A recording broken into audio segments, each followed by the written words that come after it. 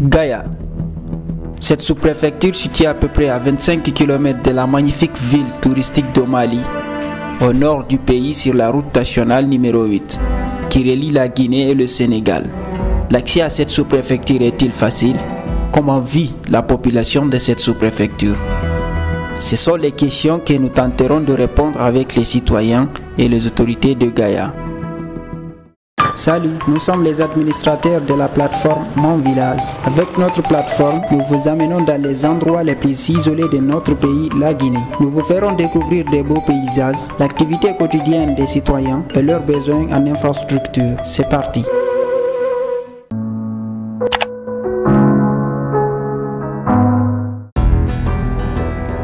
Il est 9h30.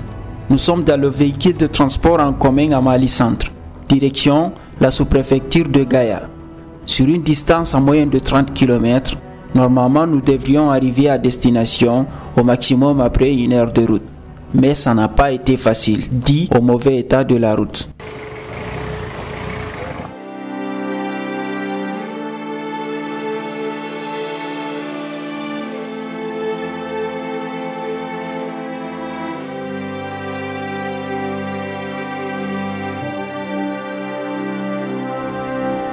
Courage, détermination et beaucoup de professionnalisme doivent être au rendez-vous des chauffeurs qui pratiquent cette route, car les risques sont grands. Au fil de la route, arrivé dans les endroits les plus sombres, on était obligé de descendre du véhicule pour marcher. Ou d'ailleurs la majeure partie du trajet, seul le chauffeur était dans le véhicule. On a marché, alors qu'on est venu à bord d'une voiture. C'est violent quoi en fait. Franchement, où est l'État? Dites-moi, où est l'État? Sur cette route, même les motards sont obligés de diminuer le nombre de passagers dans certains endroits. Sachant que le développement s'arrête où s'arrête la route, les usagers n'ont pas hésité d'interpeller le gouvernement pour ce qui est de leur apporter un soutien pour la rénovation de cette route nationale. Wallahi goldo lawol ko nyande wo nyande ko ninne woni ardude maggol boydo bayda o jihi lawol ngol yahota ko hay seeda. Lawol ngol fayda ko dum wiyete men ala lawol.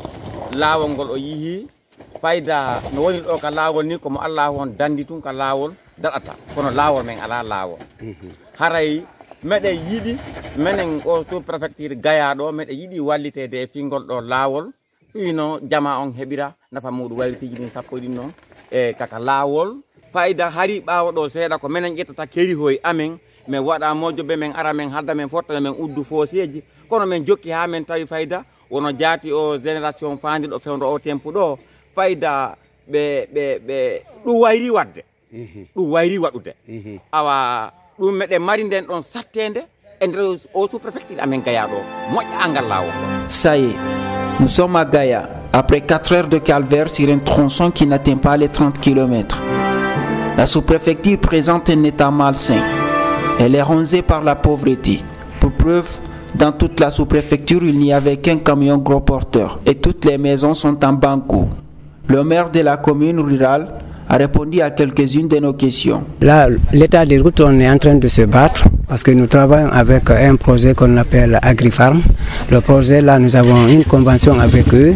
Ils ont visé ici de faire un aménagement de 200 hectares. En plus de ça, ils vont faire le rétrovillage de la route de Mali, Madinawora, Kauma, à la frontière entre la Guinée et le Sénégal. Sinon, chaque année, on se mobilise pour réparer la route. Mais ce n'est pas facile.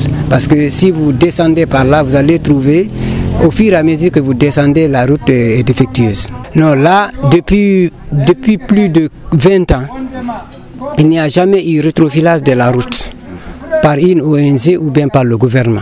Ce sont les personnes qui se réunissent pour réparer les parties noires.